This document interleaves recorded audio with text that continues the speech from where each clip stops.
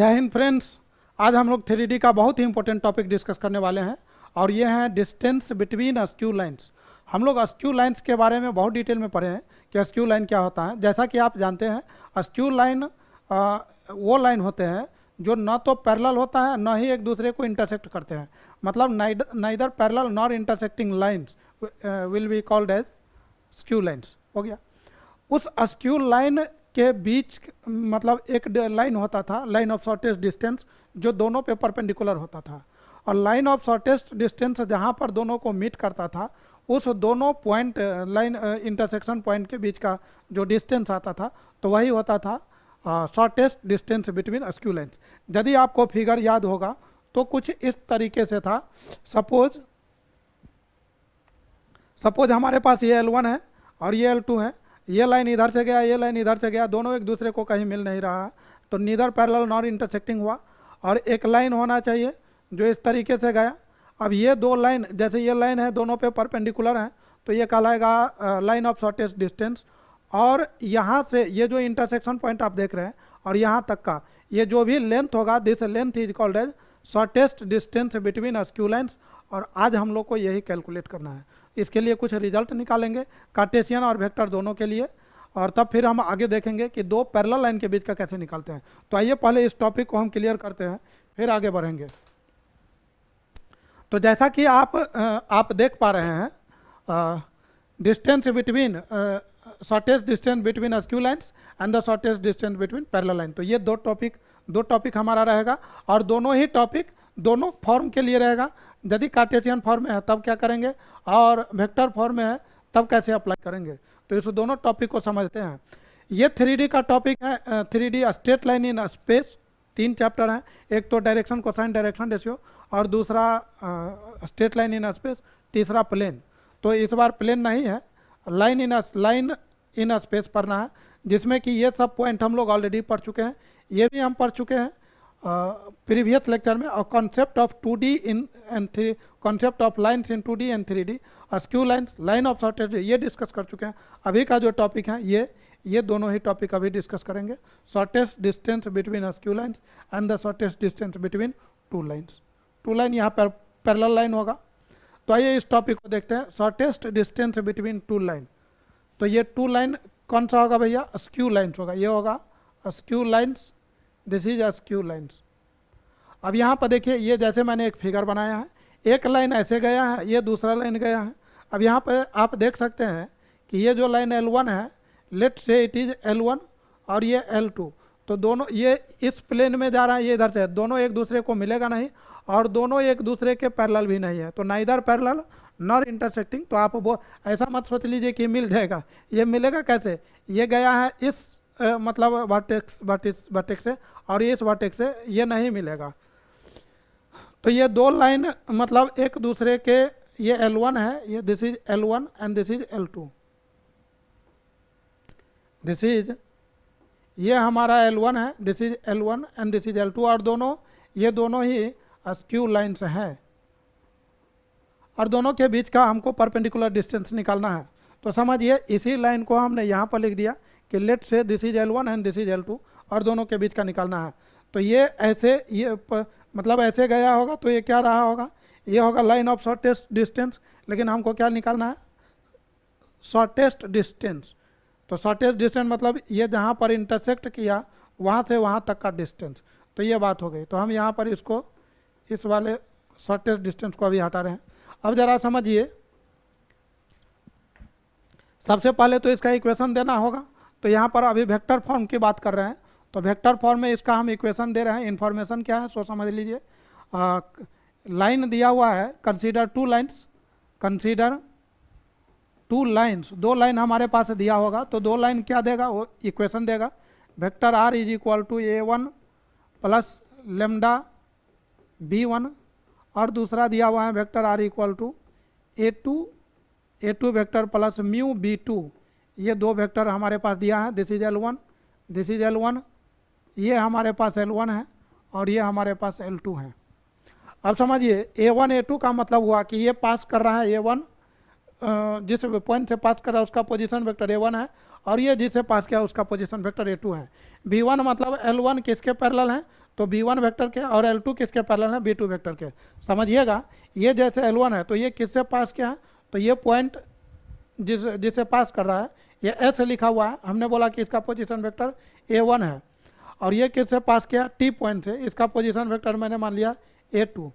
और ये जो है दोनों पे परपेंडिकुलर है, यहाँ भी परपेंडिकुलर है और यहाँ भी परपेंडिकुलर है। L1 किसके पैरेलल है, तो B1 वेक्टर के, this is parallel to B1 vector, और L2 पैरेलल है B2 वेक्टर के। भाई साहब हमको निकालना है ये दोनों के बीच का डिस्टेंस, मतलब ये क्या रहा होगा ये। तो जरा इसको समझिए, इसको मतलब कैसे हम समझ सकते हैं, ये PQ निकलेगा कैसे, ये जरा समझिए। सबसे पहले तो आप PQ वेक्टर लिखिए कि PQ वेक्टर क्या होगा। PQ वेक्टर यदि हमको लिखना है, मान लीजिए हम आपसे पूछे कि PQ वेक्टर क्या होगा, तो आप क्या बोलेंगे, PQ वेक्टर क्या होगा। तो कोई भी वेक्टर आपको लिखना है तो उसका मैग्नीट्यूड होना चाहिए, तो उसका मैग्नीट्यूड लिखा, और उसी डायरेक्शन में एक यूनिट वेक्टर लिख लीजिए, तो PQ का मैग्नीट्यूड, और उसी डायरेक्शन में एक यूनिट वेक्टर लिख लीजिए। कहने का मतलब PQ के डायरेक्शन में हमको एक यूनिट वेक्टर लिखना है एन कैप मान लीजिए कितना, एन कैप का मतलब हुआ कि यहाँ से सपोज ये मेरा एन, ये मेरा सपोज ये एन कैप मान लीजिए यहाँ से यहाँ तक एन कैप है, तो यहाँ से यहाँ तक का जो लेंथ रहा होगा वो एक यूनिट, मतलब 1 यूनिट रहा होगा। यूनिट वेक्टर का मतलब यही हुआ कि उसका मैग्नीट्यूड 1 यूनिट होगा। तो चूंकि हमको डायरेक्शन कैसे मिलेगा, तो ये यूनिट वेक्टर के हेल्प से मिलेगा। यहाँ पर हम क्या कहना चाह रहे हैं,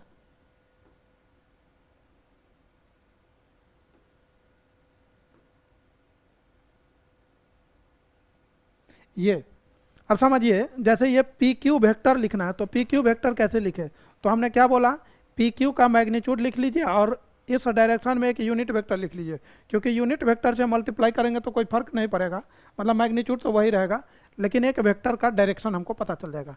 अब ये कैसे निकाले, तो अभी ये जो PQ है, ये PQ है, जरा समझिए यहाँ पर PQ जो है परपेंडिकुलर है L1 पर, and PQ perpendicular and L2 दोनों पे परपेंडिकुलर है, ठीक है, क्योंकि ये लाइन ऑफ शॉर्टेस्ट डिस्टेंस के अलोंग है। दूसरी बात, यदि PQ परपेंडिकुलर है दोनों पर, तो हम ये भी तो बोल सकते हैं कि ये जो यूनिट वेक्टर है this is perpendicular on L1 and L2 both, दोनों पे जो एन कैप होगा वो दोनों पे परपेंडिकुलर होगा, L1 पे भी एंड L2 पे भी। भैया अब जरा समझिए, थोड़ा सा प्रोसेसिंग करिए और अपने आप को पिछले लेक्चर में ले जाइए, पिछले चैप्टर में, कि यदि आपसे दो वेक्टर दिया हो L1 L2, तो यहाँ पर L1 किसके पैरेलल है, B1 B2। हम ये भी तो बोल सकते हैं कि एन कैप जो है perpendicular to vector B1 n perpendicular to vector B2। अब जरा समझिए, यूनिट वेक्टर हुई चीज परपेंडिकुलर टू बोथ वेक्टर, दोनों वेक्टर पे परपेंडिकुलर हो, ऐसा वेक्टर जो मान लीजिए वेक्टर B1 है, एक वेक्टर B1 है, ये सपोज B1 वेक्टर है, ये B1 वेक्टर है and this is B2 vector, और दोनों पे जब आपको परपेंडिकुलर निकालते थे तो कैसे निकालते थे, याद है, P1 जैसे वेक्टर A वेक्टर B, तो A और B दोनों पे परपेंडिकुलर हैं तो क्या करते थे, A क्रॉस B के मैग्नीट्यूड से A cross B divided by A cross B का मैग्नीट्यूड। तो यहाँ पर B1 और B2 पे परपेंडिकुलर हमको कोई वेक्टर निकालना है, तो क्या करेंगे, B1 B2 पे परपेंडिकुलर, तो हम क्या लिखेंगे, ये जो एन कैप है, n cap will be equal to B1 cross B2 divide करेंगे B1 क्रॉस B2 के मैग्नीट्यूड से। और ये चीज़ हम ऑलरेडी डिस्कस कर चुके हैं, तो इसको हम ज़्यादा डिटेल में अभी नहीं बताएंगे, बस आप ये समझ लीजिए कि B1 और B2 दोनों पे परपेंडिकुलर हैं, तो ये एन कैप है, ये वेक्टर निकल गया, मतलब PQ के डायरेक्शन में एक यूनिट वेक्टर हमको मिल गया, तो हम PQ वेक्टर लिख सकते हैं। अच्छा, एक चीज़ और बात, ये जो PQ का मैग्नीट्यूड है शॉर्टेस्ट डिस्टेंस, इसको मैंने D बोल दिया कि PQ का लेंथ कितना है D, तो समझिएगा ये जो यहाँ पर लिखा हुआ है PQ का लेंथ मैग्नीट्यूड ऑफ P, इसको मैंने D बोला, और दिस इज एन कैप। अब समझिएगा, सो PQ वेक्टर क्या मेरा क्या मिल जाएगा भैया, तो PQ मिल जाएगा, ये D के जगह आपको D तो D ही रहेगा, और ये एन कैप के जगह एन कैप ये मिलने वाला आपको B1 cross B2 divided by V1 cross V2 का मैग्नीट्यूड। तो ये हमको पी क्यू वेक्टर मैंने लिखा कि यहाँ से ये जो वेक्टर है वो मैंने लिखा। अब समझिए एक बात जो बहुत ही मतलब कॉन्सेप्चुअल है, इसको समझना है। आपको शायद याद होगा प्रोजेक्शन का कॉन्सेप्ट जो वेक्टर अलजेब्रा के बहुत ही स्टार्टिंग में था। क्या था वो कॉन्सेप्ट, वो जरा समझिए। जैसे हम बोले कि ये कोई लाइन है, ये कोई लाइन है, और ये कोई मान लीजिए वेक्टर है ना, ये कोई वेक्टर है, और हम बोले कि इस वेक्टर का प्रोजेक्शन क्या होगा, इस वेक्टर का इस पे प्रोजेक्शन। तो याद है क्या करते थे, यहाँ से परपेंडिकुलर ड्रॉ करते थे और यहाँ से परपेंडिकुलर ड्रॉ करते थे। ये मान लीजिए वेक्टर सी है और ये कोई लाइन है, तो सी का प्रोजेक्शन इस लाइन पर, तो क्या होगा, mn होगा। ये बात था। एक और बात आप याद करिए कि जैसे ये C है और ये मान लीजिए वेक्टर D है, ये मान लीजिए C है और ये D है, तो इसका प्रोजेक्शन तो वेक्टर रहेगा, तो वेक्टर, और एक वेक्टर का दूसरे वेक्टर पे प्रोजेक्शन, तो प्रोजेक्शन निकालने का क्या फॉर्मूला था, तो याद करिए C डॉट D डिवाइड करते थे जिसके ऊपर निकालते थे उसके मैग्नीट्यूड से, तो प्रोजेक्शन होता था C dot D divided by D का मैग्नीट्यूड। अब सोच रहे होंगे ये बात मैंने क्यों बताया अभी। भैया ये जो ST आप देख रहे हैं, ST, इसको थोड़ा सा आप घुमा करके देखिए ST को, तो क्या मिलेगा, ये आपका ST है, ठीक है, ये S है और ये T है, और ये इस लाइन को जरा ध्यान से देखिए, ये लाइन ऑफ शॉर्टेस्ट डिस्टेंस था ऐसे, ये PQ के अलॉन्ग जो गया है LSD है, और ये जो P और Q देख रहे हैं, P और Q, तो यहाँ से इस पर परपेंडिकुलर ड्रॉ किया हुआ है, और ये T से भी परपेंडिकुलर है। जरा देखिए, S से परपेंडिकुलर 90 डिग्री, T से 90 डिग्री, S से भी 90, T से भी 90, S से 90, T से 90, तो ये जो PQ है, ये PQ क्या है, PQ is the projection of ST। जी हाँ, मतलब PQ क्या है, तो हम बोलेंगे PQ क्या है, प्रोजेक्शन ऑफ ST लिखे, चाहे ST वेक्टर लिख दीजिए, ST वेक्टर लिख देते हैं ऑन इस LSD पर, या नहीं तो PQ वेक्टर पर, तो ऑन PQ वेक्टर लिख दिया। मेरे भाई, मेरे दोस्त, समझने की कोशिश करिए, बहुत ही कॉन्सेप्चुअल है ये फार्मूला। डायरेक्ट फार्मूला पुटपाट करने से नहीं होगा, इसको समझना बहुत ज़रूरी है कि ये आखिर कहना क्या चाह रहा है, ठीक है। तो ये फिगर कुछ इस तरीके से था, इसको हमने आपको विजुअलाइज कराया ऐसे, और अब आप समझिए कि ये PQ कुछ नहीं है, ये जो शॉर्टेस्ट डिस्टेंस जिसका इंतज़ार इतने दिनों से हो रहा है, वो शॉर्टेस्ट डिस्टेंस और कुछ नहीं है, इसी का प्रोजेक्शन हो गया। अब ये ST वेक्टर लिखाएगा कैसे, तो ST वेक्टर बहुत ही आसानी से लिखा जाएगा, वो कोई बहुत बड़ी बात नहीं है। ST वेक्टर यदि आपको लिखना है तो देखिए कैसे लिखाएगा, A2 माइनस A1 वेक्टर आ गया। तो भाई अब जरा सोचिए, इसका प्रोजेक्शन इस पर, इसका प्रोजेक्शन इस पर, तो ये होगा क्या, इस दोनों का डॉट प्रोडक्ट। तो भैया इसका डॉट प्रोडक्ट लिया और क्या किया जिस पे निकाल रहे हैं, PQ पे निकाल रहे हैं, तो डिवाइड करेंगे PQ के मैग्नीट्यूड से, तो ST का डॉट प्रोडक्ट, तो आपको ST क्या है, सोचिए, A2 माइनस A1, तो यहाँ हम लिखने वाले हैं A2 माइनस A1 वेक्टर लिखा, डॉट प्रोडक्ट PQ। अब ये PQ क्या है सो समझिए, PQ था ये D into N vector, N मतलब अभी यही लिख लेते हैं PQ, सुविधा रहेगा, DN कैप लिख लेते हैं, और यहाँ पर लिखेंगे PQ का मतलब D। भाई साहब ये D और D उड़ गया, उड़ गया कहाँ कटेगा, तो PQ हमारा कितना निकला, PQ निकला A2 माइनस A1, इसका डॉट प्रोडक्ट N के साथ। यहाँ से PQ क्या है, shortest distance, A2 minus A1, A2 minus A1 हो गया, डॉट प्रोडक्ट n तो हम लोग ऑलरेडी निकाल चुके हैं, B1 cross B2, B1 cross B2 divided by B1 cross B2 का मैग्नीट्यूड आ गया जिसका इंतज़ार था वर्षों से, इसी चीज़ का इंतज़ार था।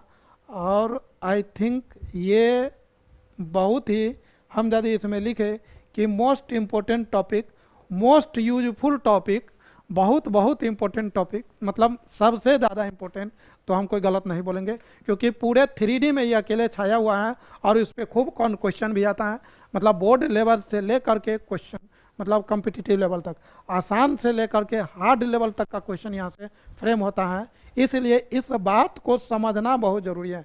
फार्मूला तो आपको समझना ही चाहिए कि कैसे हुआ, फार्मूला में करना क्या हो तो उसको पुट कर देना है, बन जाएगा।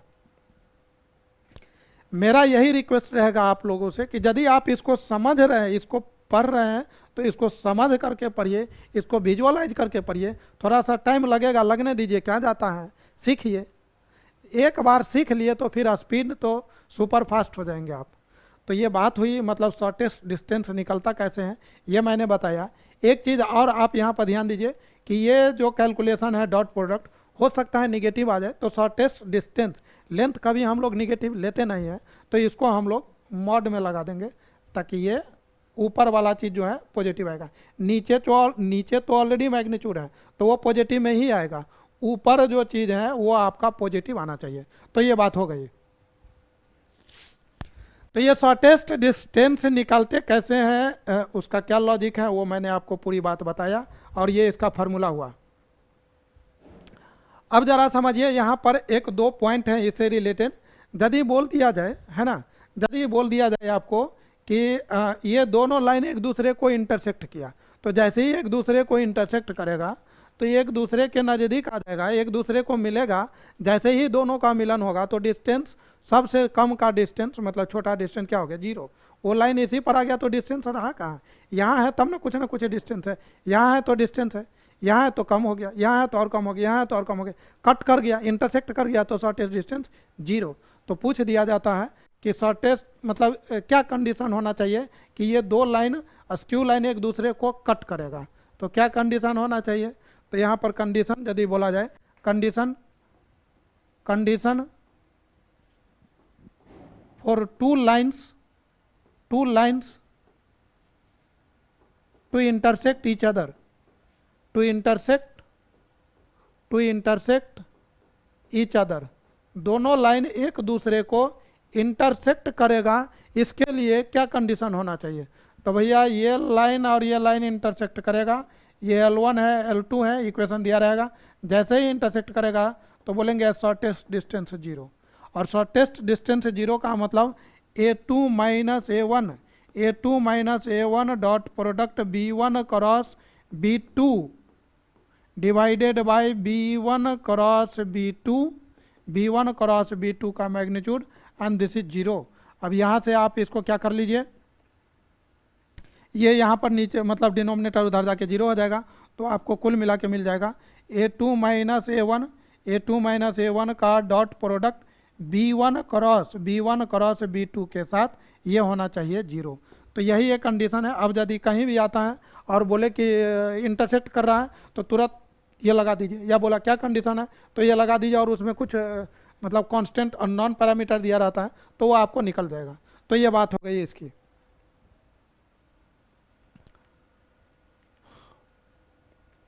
ये वही बात है कि मतलब ये लाइन ऐसे गया है, ये लाइन ऐसे गया है, दोनों स्क्यू लाइन है, तो ये जो डिस्टेंस आप देख रहे हैं परपेंडिकुलर, यही है शॉर्टेस्ट डिस्टेंस। ये भी लाइन दिया हुआ है, स्क्यू लाइन्स का कॉन्सेप्ट है, ये सब हम पहले भी बता चुके थे। जैसे L1 है L2 है तो ये दोनों स्क्यू लाइन है, और शॉर्टेस्ट डिस्टेंस क्या है तो ये, तो हमको तो इक्वेशन दिया रहेगा, मतलब हम ये समझा रहे हैं कि विजुअलाइज करिए कि शॉर्टेस्ट डिस्टेंस हुआ क्या, किसको बोलेंगे। तो ये शॉर्टेस्ट डिस्टेंस ऐसे निकला, और निकलेगा कैसे वो तो फार्मूला है, बट विजुअल फिगर में कैसे आप देख पाएंगे, तो इस तरीके से। तो ये आप समझ सकते हैं, लोग नॉट बोल्ट में ही लगे रहते हैं, लेकिन उसको भी आप समझ सकते हैं कि इसमें क्या है, समझ गए क्या कॉन्सेप्ट है। ये वही फिगर, ये जो फिगर बनाया अभी वो वही फिगर है, ये L1 है, ये L2 है, और ये आपका लाइन ऑफ शॉर्टेस्ट डिस्टेंस, और यहाँ से यहाँ तक ये ऐसे गया है दूसरे प्लेन, ये अलग प्लेन है और ये एक अलग प्लेन है, दोनों यहाँ पर जो इसका पोजीशन वेक्टर A1 और यहाँ जो प्लेन है उसका पोजीशन वेक्टर है A2, तो इसका प्रोजेक्शन इस पर और ये मतलब डिस्टेंस d मान करके वो फिर हम लोग निकाल चुके हैं। तो ये मतलब उसका थोड़ा 3D फिगर है। ये टॉपिक अब देखिए, वो था वेक्टर फॉर्म में दिया हुआ था इन्फॉर्मेशन, तो वेक्टर फॉर्म में रिजल्ट लाए, और अब दिया हुआ है हमारे पास कार्टेशियन फॉर्म में। कार्टेशियन फॉर्म में है तो हम लोग कैसे काम करेंगे और कार्टेशियन फॉर्म में क्या फार्मूला लगेगा, तो फार्मूला तो आप देख ही पा रहे हैं कि क्या है, लेकिन हम इसको आपको डिराइव करके बताएंगे कि ये आया कहाँ से और कैसे आया, ये जानना बहुत ज़रूरी होता है। तो आइए चलिए हम इसको देखते हैं। सबसे पहली बात कि ये कार्टेशियन फॉर्म दिया हुआ है, तो भाई हमारे पास क्या होना चाहिए, जिस पॉइंट से पास कर रहा था शॉर्टेस्ट डिस्टेंस, मतलब आप समझिए कि ये लाइन ऐसे दिया रहता था, याद करिए कि ये दो लाइन आपके पास होता था ऐसे, ये लाइन होता था, ये L1 है ना, और एक लाइन दूसरा L2, जैसे इसको हम यहाँ पर हो गया मेरे पास एक लाइन है, suppose this is the line, ये अनदर लाइन है, ये हमारे पास L1 है, ये L2 है, ये पास कर रहा है पॉइंट ए से जिसका पोजीशन वेक्टर A1 हो गया, और ये पास किया बी पॉइंट से जिसका पोजीशन A2, ये B1 के पैरेलल, और ये पैरेलल होता था B2 वेक्टर के पैरेलल, और ये ऐसे जाता था, ये P हो गया और ये Q हो गया। वहाँ पर A के जगह S लिखा हुआ था अभी जो हम लोगों ने पढ़ा, और यहाँ पर T लिखा हुआ था, तो वो कोई बड़ी बात नहीं है, आप जो भी कुछ भी नाम रख दीजिए इस तरीके से। अभी जो बोला तो इस लाइन का क्या मतलब हुआ है, इस लाइन का मतलब हुआ कि this is the Cartesian form of the line and this line is passing through x1 y1 z1। तो ये पास किया आपको किससे, जिस पॉइंट से पास करा उसका कोऑर्डिनेट दिया हुआ है, कार्टेशियन फॉर्म है तो कोऑर्डिनेट देगा, x1 y1 z1 दिया हुआ है, और ये A2 का मतलब हुआ आपको जिससे पास कर रहा है तो x2 y2 z2 दिया है, और ये जिसके पैरेलल है तो इसका डायरेक्शन रेशियो, इसका डायरेक्शन रेशियो आपको दिया हुआ है A1 B1 C1, इसका डायरेक्शन रेशियो दिया हुआ है, इसका डायरेक्शन रेशियो दिया हुआ है A2 B2 C2, A2 B2 C2, ये तो सारा इन्फॉर्मेशन मैंने दिया।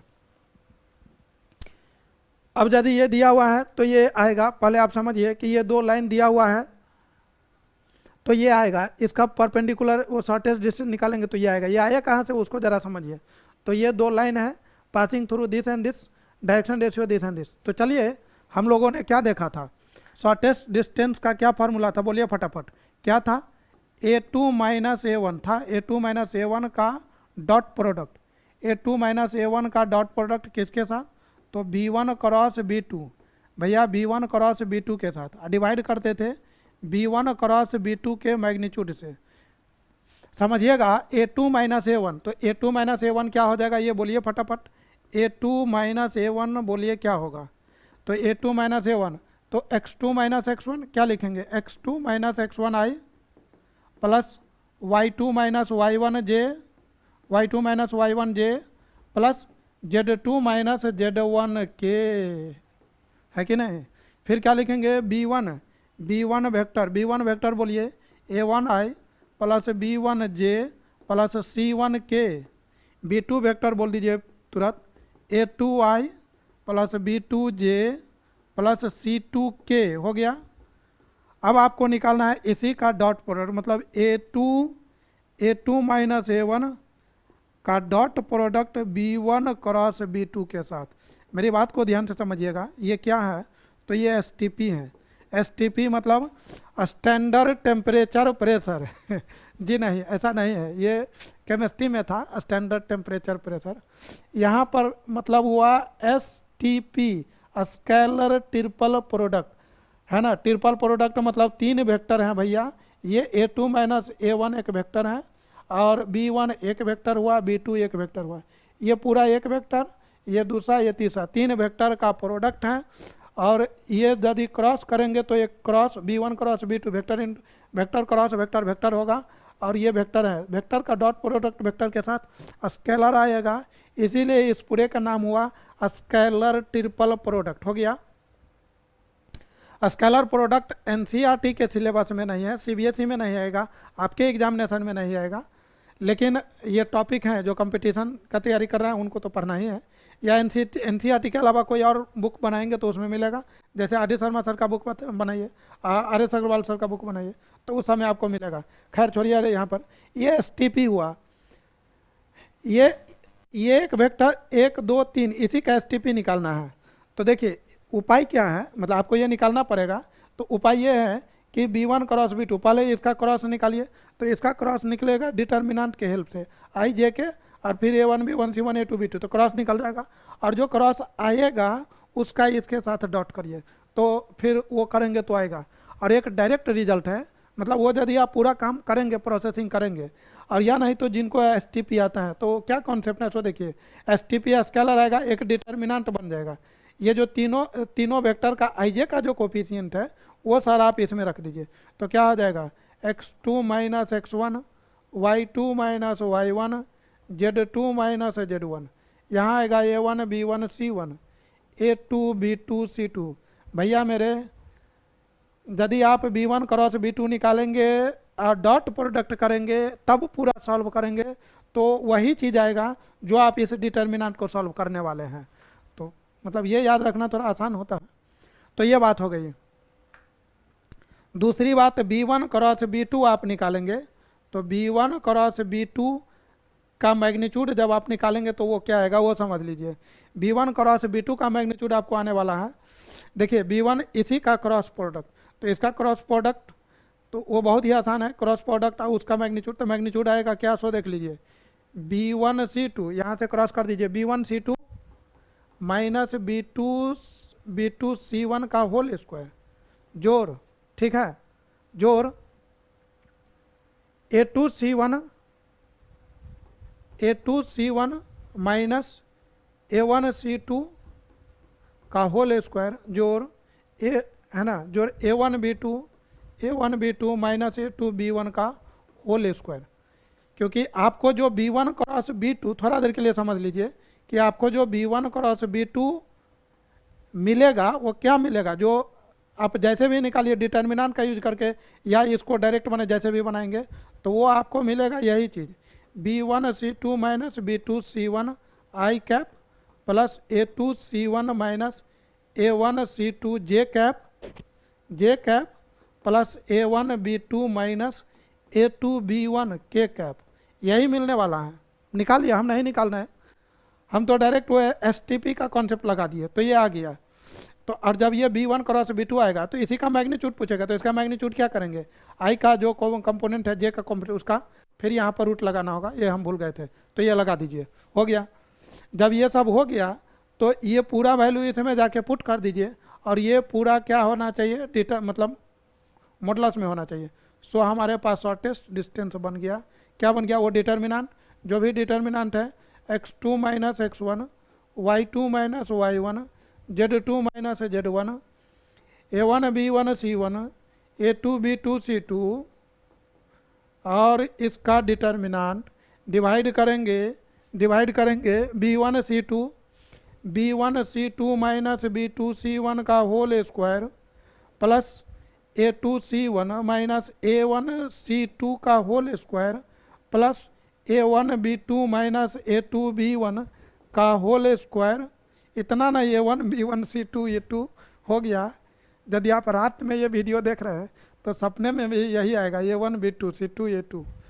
खैर एनीवे, तो ये डिटर्मिनेंट ऐसे हो जाएगा, ये डिटर्मिनेंट। और हो सकता है कि ये निगेटिव में आए, तो ये शॉर्टेस्ट डिस्टेंस निगेटिव नहीं होता है, इसीलिए बाहर से एक मॉडुलस लगा दीजिए। ये तो ऑलरेडी मैग्नीट्यूड है, तो ये आपको पॉजिटिव ही देगा, यहाँ पर हो सकता था निगेटिव आए, तो इसीलिए मैंने मॉड में लगा दिया डबल।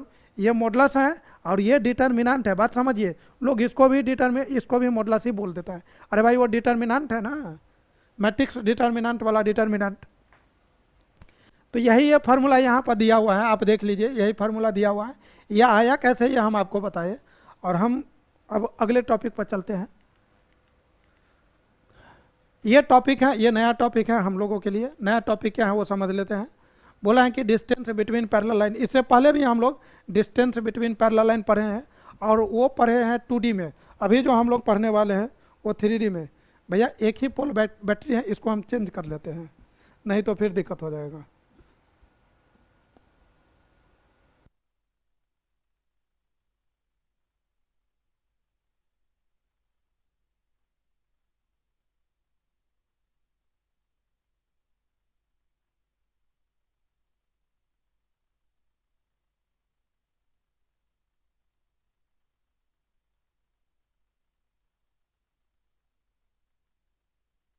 यहाँ जो दो लाइन होगा तो फिर से मतलब कार्टेशियन फॉर्म और वेक्टर फॉर्म होने वाला है।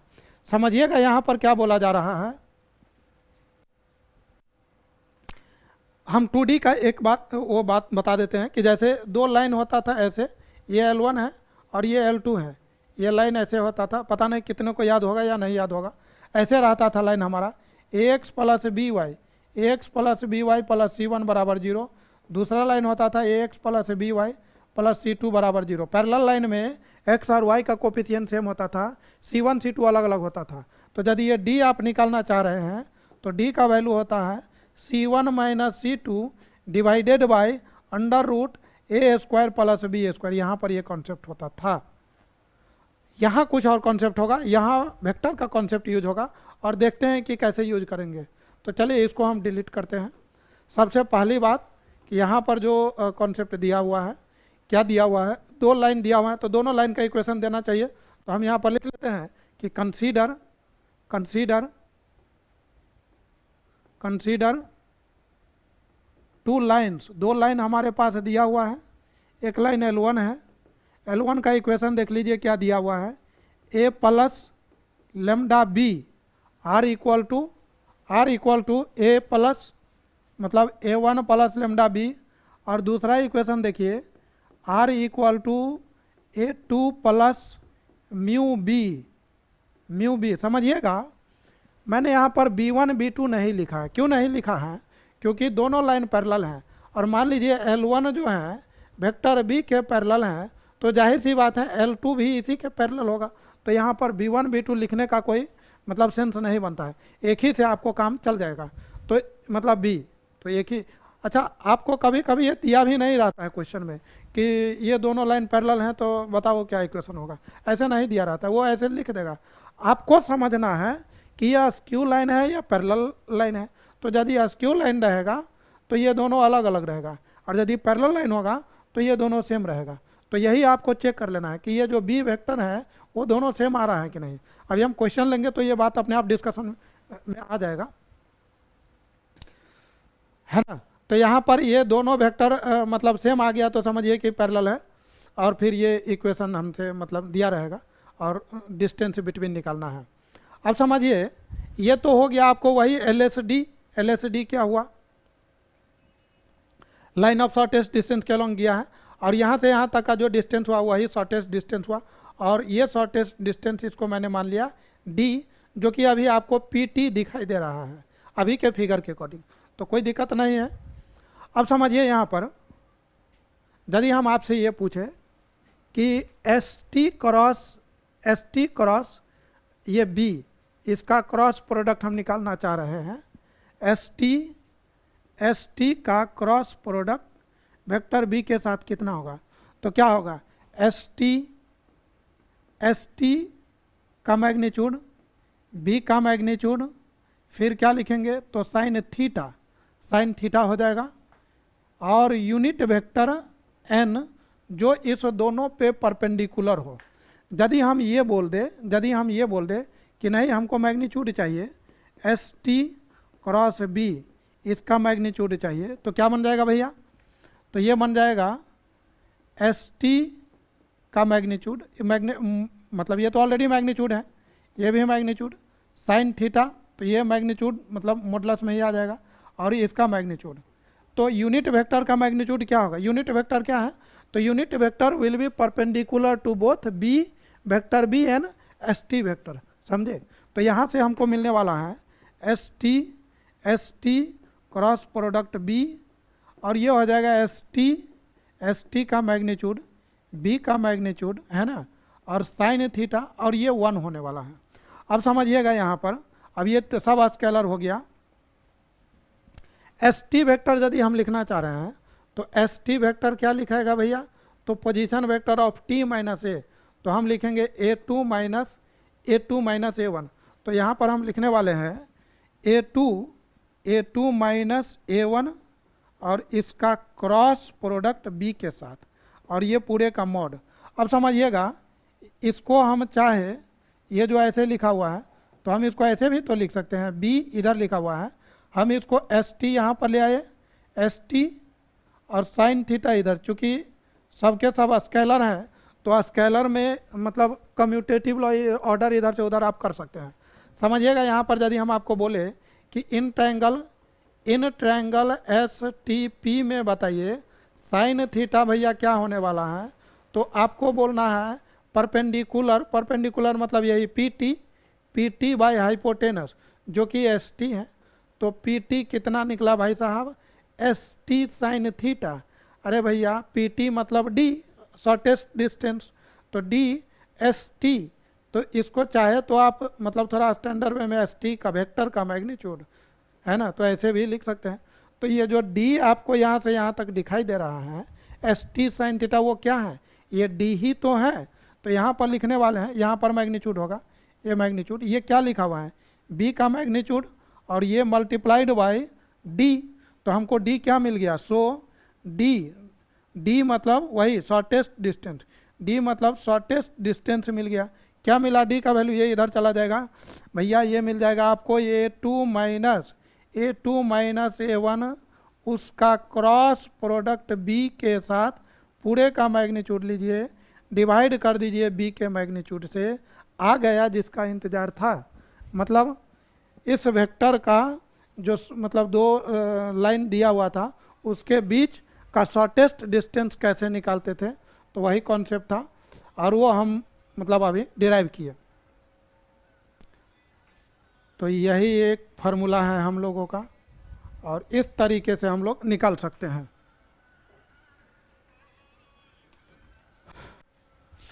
अब यहाँ पर जरा हम लोग समझते हैं, ये फिगर देखिए, ये वही फिगर है, मतलब इस तरीके से दिया हुआ है।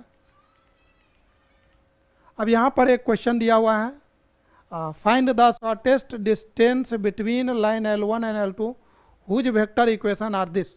दो लाइन के बीच का मतलब शॉर्टेस्ट डिस्टेंस पूछ रहा है, क्या होगा। तो ज़रा समझिए कि क्या ये स्क्यू लाइन है या पैरेलल लाइन है, ये समझना पड़ेगा। तो 2i माइनस जे प्लस के 3i, यस ये दोनों सेम नहीं है, यहाँ b1 है यहाँ b2 है, तो नहीं मतलब वो अलग अलग लाइन है, तो ये स्क्यू लाइन हो गया। तो समझिए सबसे पहले यहाँ लिखेंगे r equal to vector r is equal to लिखना है i plus j plus lambda 2i minus j plus k, ये दिया हुआ है। दूसरा इक्वेशन जो दिया हुआ है 2i प्लस जे माइनस के plus mu 3i minus 5j plus 2k vector दिया हुआ है। अब समझिएगा ये जो दो लाइन दिया हुआ है, तो क्या हम इसको ऐसा लिख ले कि this is a1 plus lambda b1, और यहाँ पर क्या लिखेंगे a2 प्लस म्यू b2 आ गया। तो अपन को शॉर्टेस्ट डिस्टेंस निकालना है, तो शॉर्टेस्ट डिस्टेंस का क्या फार्मूला था, a2 माइनस a1 का dot product b1 cross b2 के साथ, b1 क्रॉस b2 के साथ, और डिवाइड करते थे b1 क्रॉस b2 के मैग्नीट्यूड से, और ये पूरे का मॉडुलस। तो चलिए हम बारी बारी से निकालते हैं। पहले तो a2 माइनस a1 निकालना पड़ेगा, तो a2 माइनस a1, a2 हो गया ये वाला a2 हो गया, मतलब 2i प्लस जे माइनस के वेक्टर माइनस a1 हो गया आपको i प्लस जे। अब यदि आप इसको इसमें से सब्ट्रैक्ट करते हैं तो 2i माइनस i जो कि i होगा, j माइनस जे वो कट के 0 हो जाएगा, तो माइनस के आया। अब हम लोग को चाहिए b1 क्रॉस b2, ठीक है ना। तो b1 क्रॉस b2 के लिए आपको b1 क्रॉस b2 निकलेगा कैसे, तो पहले b1 लिख लीजिए। तो b1 क्या है 2i माइनस जे प्लस के, और b2 वेक्टर क्या है, तो ये दिया हुआ है 3i minus 5j plus 2k, ये दिया हुआ है। अब b1 क्रॉस b2 निकलेगा कैसे, तो इसके लिए आपको डिटर्मिनेंट हम चाहे तो STP से भी निकाल सकते हैं, लेकिन हम चलिए बोर्ड में आप STP नहीं यूज कर सकते हैं क्योंकि वो सिलेबस में है नहीं, कर सकते हैं कोई दिक्कत तो नहीं है, लेकिन खैर ये ज़्यादा बेटर रहेगा। b1 क्रॉस b2, तो यहाँ पर हम लिखेंगे i j k। अब यहाँ पर b1 का ये लिखिए 2 माइनस 1 1, B2 का जो कंपोनेंट है 3 है, -5 है एंड 2 है। भैया B1 क्रॉस B2 क्या होना चाहिए? B1 क्रॉस B2 क्या होना चाहिए?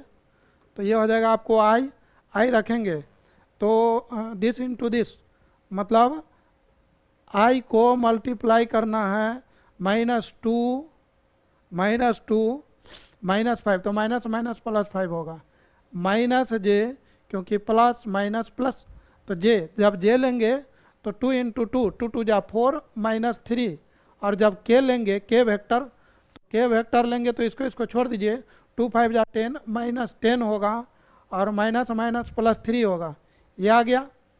तो ये बन गया आपको 3i, ये बन जाएगा 1, तो -j, ये बन जाएगा आपका -7k B1 क्रॉस B2।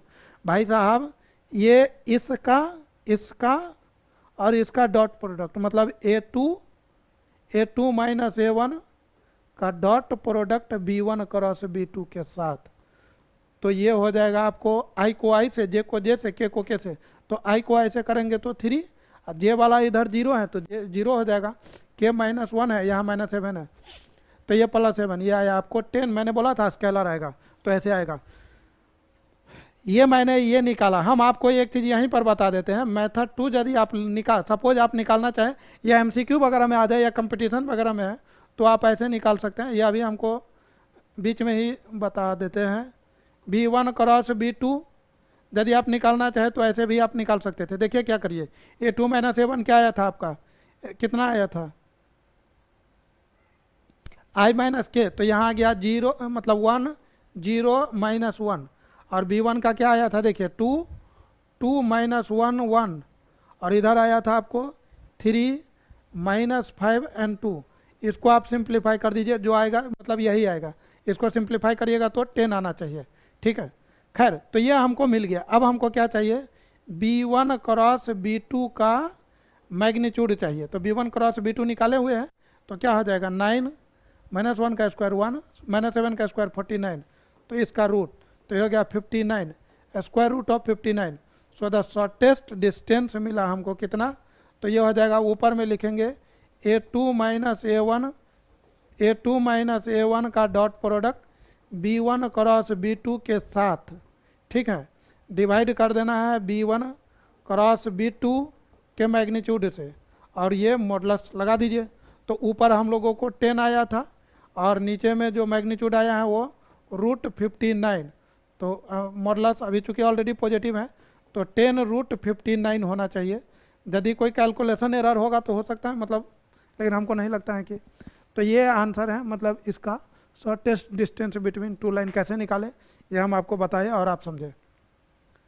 यहाँ देखिए क्या दिया हुआ है, find the distance between the line L1 L2 and this. हाँ, यहाँ देखिए क्या दिखा हुआ है, लेमडा बी आपको दिख रहा है, और यहाँ म्यू बी, ये दोनों सेम है कि नहीं, 2i 3j 6k and this.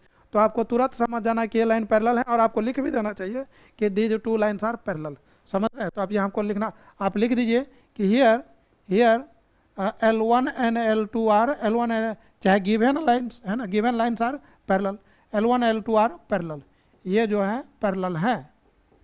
तो पैरेलल है तो कोई दिक्कत नहीं, आप फोटो भी बना दीजिए, इस तरह से फिगर बना दीजिएगा तो और अच्छा रहेगा। तो ये L1 हो गया, ये L2 हो गया। तो क्या था शॉर्टेस्ट डिस्टेंस भैया, तो उसका फार्मूला था शॉर्टेस्ट डिस्टेंस का A2 माइनस A1 का क्रॉस प्रोडक्ट B के साथ डिवाइड करते थे B के मैग्नीट्यूड से, और ये पूरा का फिर मॉडुलस। चलिए वहाँ पर निकालिए, यहाँ पर निकालिए फटाफट। पहले A1 A2 क्या है, तो A2 माइनस A1 हम डायरेक्ट निकाल रहे हैं। A2 हमारा हो गया है L2 का जो पॉइंट है जिसे पास कर रहा है, 3i 3j -5k, 3i plus 3j -5k, और इसमें से माइनस कर देना है A1, तो ये A1 हो गया R = A plus lambda b. आप चाहे तो यहाँ पर लिख लीजिए कि this is R = A1 plus lambda b, है ना, लेमडा बी, B1 मैंने कहा लिख दिया। हाँ, अब यहाँ पर देखिए, इसको हम लोग क्या लिख लेंगे, R = A2 plus mu B, समझ रहे हैं, तो म्यू बी। अब यहाँ पर A2 माइनस A1, तो A1 लिखिए क्या है, A1 है I plus 2j minus 4k लिखा। अब यहाँ से आप क्या कर लीजिए, इसको सब्ट्रैक्ट करिए, 3 - 1 2i होगा, 3 माइनस 2 जो कि जे देने वाला है, -5 माइनस 4, तो ये हो जाएगा प्लस हो जाएगा, तो ये हो जाएगा माइनस के, तो 2i माइनस के, तो A2 माइनस A1 निकाला। अब हमको चाहिए B, तो B हमारे पास है 2i 3j 6 के, 2i प्लस 3j प्लस 6 के। अब हमको चाहिए इसका डॉट प्रोडक्ट, तो cross A2 minus A1 cross product vector B, तो इसके साथ क्रॉस प्रोडक्ट, तो याद है आपको i लेना है, j लेना है, k लेना है, और दोनों का कंपोनेंट, तो इसका कंपोनेंट है 2 1 माइनस 1, इसका कंपोनेंट है 2 3 6। निकालिए फटाफट क्या होने वाला है,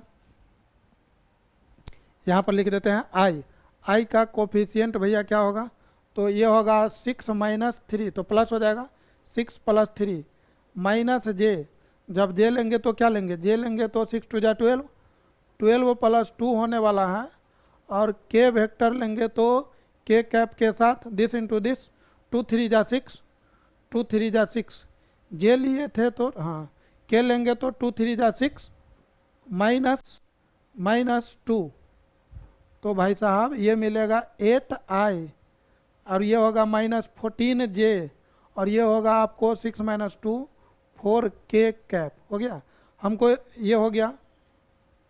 अब हमको b का मैग्नीट्यूड भी चाहिए, तो b का मैग्नीट्यूड लिख लेते हैं, तो b का मैग्नीट्यूड हो जाएगा आपको, b का मैग्नीट्यूड ये 2 2 जा 4 प्लस 9 प्लस 36, और ये हो जाएगा आपको 7, hence shortest distance between the given line हो जाएगा आपको, उसमें बैठा दीजिए A2 माइनस A1 का cross product, A2 minus A1 का क्रॉस प्रोडक्ट और उसका मैग्नीट्यूड, तो A2 माइनस A1 का ये मैग्नीट्यूड है, मॉडुलस नहीं बल्कि ये मैग्नीट्यूड है, तो A2 माइनस A1 का क्रॉस प्रोडक्ट हम लोगों ने ये निकाला था 8i minus 14j plus 4k हो गया, और पूरे का मैग्नीट्यूड डिवाइड बाय b का मैग्नीट्यूड, तो b का मैग्नीट्यूड आया है 7।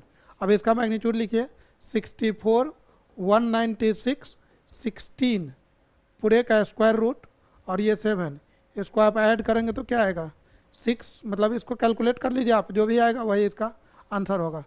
तो ये हो गया, मतलब कैसे हम लोग पैरेलल लाइन दिया है, वो लिखा नहीं हुआ है, कहीं पर लिखा भी तो नहीं है कि ये पैरेलल है, वो तो खुद ही समझना पड़ेगा, तो ये टेक्निक आपके पास होना चाहिए। तो ये लेक्चर यहाँ पर कंप्लीट हो रहा है, मतलब कैसे हम लोग शॉर्टेस्ट डिस्टेंस निकालते हैं बिटवीन स्क्यू लाइंस, और कैसे पैरेलल लाइन के बीच का डिस्टेंस निकालते हैं, इस टॉपिक को हम लोग यहाँ पर कंप्लीट किए हैं। मतलब काफ़ी डिटेल एनालिसिस करके फार्मूला क्या होता है आपको फाइनली फार्मूला याद रखना है, लेकिन हम आपसे सजेस्ट करेंगे कि भाई आपको कॉन्सेप्ट भी पता करना चाहिए कि उसके पीछे क्या लॉजिक है, ठीक है। तो इसके बेसिस पर जो क्वेश्चन है आप खुद भी बना सकते हैं, और ऐसे हम जो है खुद इस पे इसका जो एक्सरसाइज है अब डिस्कस करेंगे। किसी भी एक्सरसाइज को हम डायरेक्ट नहीं डिस्कस किए हैं, हर एक एक्सरसाइज का जो थ्योरी है वो अलग अलग मॉड्यूल लेकर के, अलग अलग लेक्चर लेकर के, तो उसको मतलब लेक्चर डिस्कशन करने के बाद फाइनली हम एक्सरसाइज पे जाते हैं। तो इसका जो नया मतलब नेक्स्ट एक्सरसाइज होगा, नेक्स्ट टॉपिक होगा, वो एक्सरसाइज होगा, प्रॉब्लम डिस्कशन होगा। तो आइए हम लोग नए लेक्चर में मिलेंगे नए कॉन्सेप्ट के साथ। आप सभी को बहुत बहुत धन्यवाद, और हम लोग नए कॉन्सेप्ट के साथ मिलते हैं, तब तक जय हिंद।